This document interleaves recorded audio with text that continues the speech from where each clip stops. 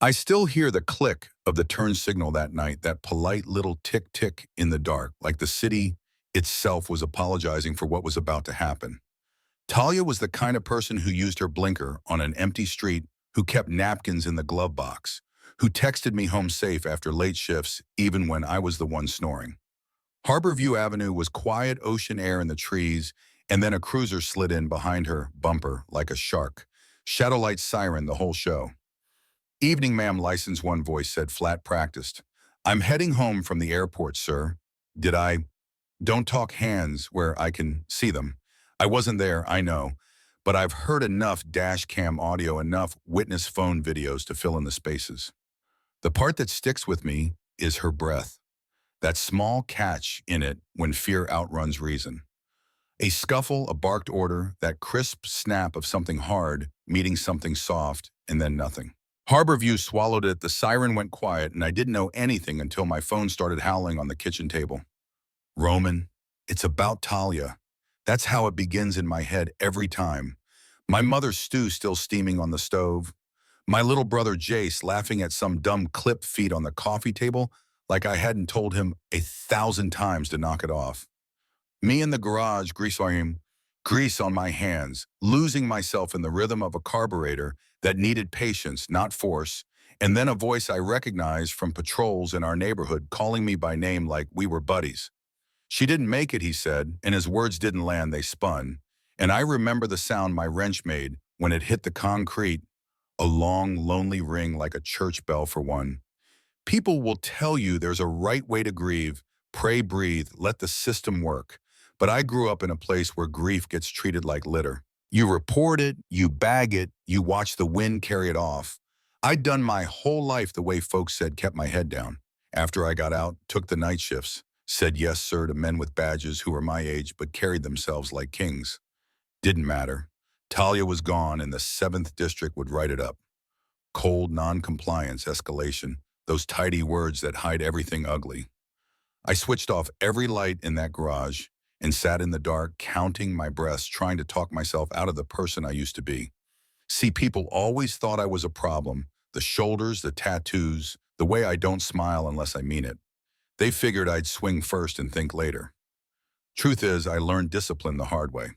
But discipline is just rage with a leash, and that leash snapped the second I heard the names. Sergeant Ridge Officer Calhoun, Officer Mercer, men who'd hassled me in grocery lines and smirked at my mother when she asked why the cruiser idled outside our block like a threat. Jace found me with my forehead on the workbench. "You don't have to carry this by yourself," he said, voice small, 13 years of him trying to be a man all at once. "I do." I told him, and I hated that I meant it.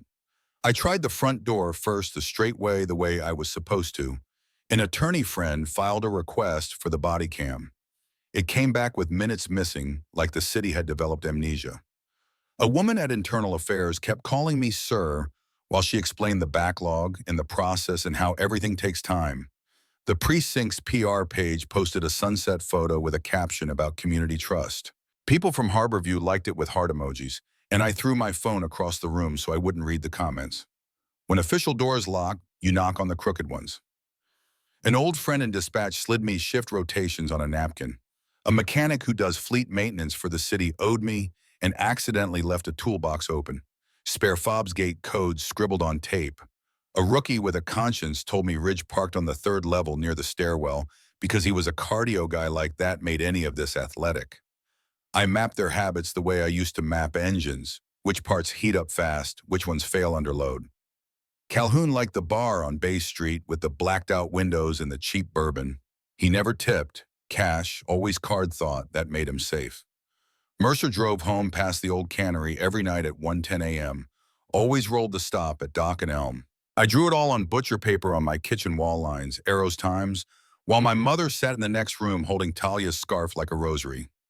"Promise me you won't do something you can't come back from," she said through the doorway. "I'll bring you the truth," I said, and we both heard the lie in it, because sometimes the truth costs just as much as the lie. The night I went to the 7th District lot, Harborview, who was soaked fog off the water rain that worked its way into your bones. The ramp up to the 3rd level hummed under the weight of wet tires. I wore a hood, gloves, the same clothes I fixed cars in, because no one looks twice at a man who looks like he's supposed to be there. I wasn't there to talk, but I had words prepared anyway in case my soul needed them later. Ridge came first, duffel gym shoes, the swagger of a man who believes nothing in the world can touch him. He saw me by the stairwell and smiled like we were sharing a secret. "You lost big, guy," he asked, one hand resting easy on his belt.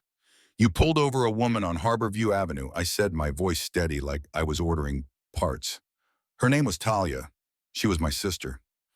He glanced around reflexive, calculating the angles, exit camera distance. "Back up," he said, hands visible. "Say her name," I told him, and the rain made a curtain between us. "Say it like she was a person." He didn't. He went for his radio instead, and in that pocket of a second my leash tore free. What happened between Ridge and me lives in a silent place, not because I'm hiding it, but because it's not the part that matters. What matters is the look in his eyes when easy power slipped, when he realized the math had changed, and there was no speech he could give to put it back. He hit the ground hard enough to forget his own name. I stood over him, shaking not from cold, from the current running through me strong enough to light the city. Calhoun was next. He came up the ramp, whistling like a man who's never been afraid. Ridge saw me, saw the wedge in my jaw, and reached for the same answer he gives everyone: force. "Don't be stupid," he said. "You brought a wrench to a gunfight." "Nah," I said, stepping in close enough to see the flex in his irises. "I brought a brother to a cover-up." He swung first sloppy, and that told me everything I needed to know about a man who thinks a badge is muscle.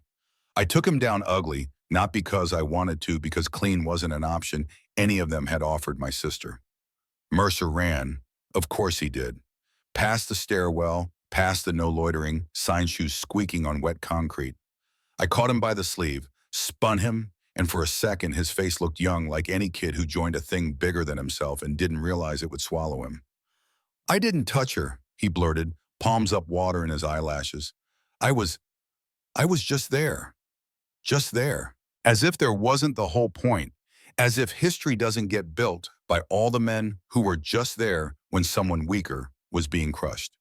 "Tell my mother that," I said, and he broke words tumbling out times, who said what, why the cameras blinked, how the report would land. I recorded it on a phone set to airplane mode, my thumb white on the screen, my heart beating so hard I could taste metal. When he finished, he looked at me like confession ought to buy absolution. "Am I good?" he asked, voice ragged. "No," I said, and it came out soft, almost kind, because I believed it then, that I could be both storm and judge. And maybe that's the most dangerous thing I've ever believed. By the time the sirens bled through the fog, my hands were shaking so badly I couldn't open the lot door. I made it to the street and walked hood-up, rain needling my scalp. Harborview's skyline blurry like a painting left out too long. The city woke up the next morning the way cities do: coffee, traffic, people posting breakfast. The headline said 3 officers hurt in parking lot altercation, investigation ongoing. Nothing about Talia, nothing about Mercy. I didn't sleep for days, not because I was scared of a knock at the door I was in, but because quiet is where the real plays. You see it all again, the stairwell, the eyes, the way your own rage looks when it reflects back at you. Jay sat with me at 3 a.m., his shoulder against mine, both of us too wired for bed. "You got what you wanted," he said. "Did it help?" "I wanted a world where she walks in here and steals the last dumpling," I said. "I got a recording and a handful of men who know they aren't gods. I don't know what to call that." The recording made its way to a reporter who still has a spine, a federal office that actually returned calls, a councilwoman who owed my mother more than a speech. There were hearings. Ridge resigned to spend time with family. Calhoun disappeared into a quiet suspension. Mercer cried under oath and told the truth like a man who'd finally run out of lies. Policies changed a little. Cameras got sturdier, a little. Harborview posted a new photo, accountability matters, and folks argued in the comments about tone. People asked me if I regret the lot, the rain, the wrench, the way I chose to be the storm, instead of trusting the weather to change. I tell them the truth. I regret every second of my sister's last minutes, every breath she spent trying to be reasonable with men who only understood control. I regret that my mother prays now with her eyes open. I regret the look on my own face in the mirror, thinner, harder, like I left a softer version of myself on that concrete. But I don't regret this. They said her name finally into microphones in minutes that live forever. Harborview had to look itself in the eye even if it blinked. And me, I learned there's a difference between winning and being whole. Some nights I stand on the bluff where Talia used to park during breaks. You can see the cargo ships lining up like beads on a string, and I say her name out loud just to keep it in the air. A gull answers sometimes like it's mocking me, and I laugh because grief will steal your sense of humor if you let it. If you've heard something like this where you live, if you've watched a badge turn into a wall or a family turn into a headline, tell me what you call justice. Was I wrong to bring the storm, or was I just late to the weather? Do we change a system by filing forms or by making sure the men who hide behind it know that night has a memory? Drop your city, your story, your line. You won't let them cross. And say their names all of them, so the wind has to carry more than silence.